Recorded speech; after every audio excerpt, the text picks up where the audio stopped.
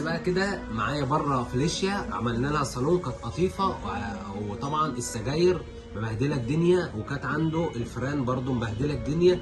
المهم نضفنا الصالون، خدت بالك، وطلعنا الصالون بره وعملنا دواسه الارضيه، وعملنا له برده فرش حلو روش كده احمر في رصاصي. تعالى بقى اوري لكم العربيه كانت عامله ازاي، بقت عامله ازاي. يلا بقى بينا نبص على حاجه شياكه قوي وفخمه قوي وبقلل الاشياء. طب هتقول لي الفرش ده يا عم ماجد برده بكام؟ الفرش ده ب 1999. شامل ايه؟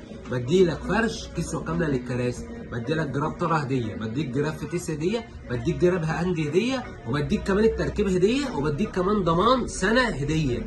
قول لي يعني انا كده بقى بجد بمرض الله، يعني عرض يعني عرض يعني ماجد نصر، يعني اسعار كويسه، يعني منتجات نظيفه وحاجه زي الفل. تعالى بقى نطلع نبص على الفليشه دي بقت عامله ازاي. يلا بينا يلا.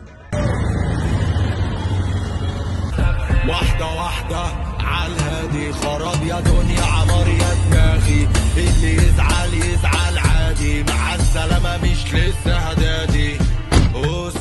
أصل الهيبة ديت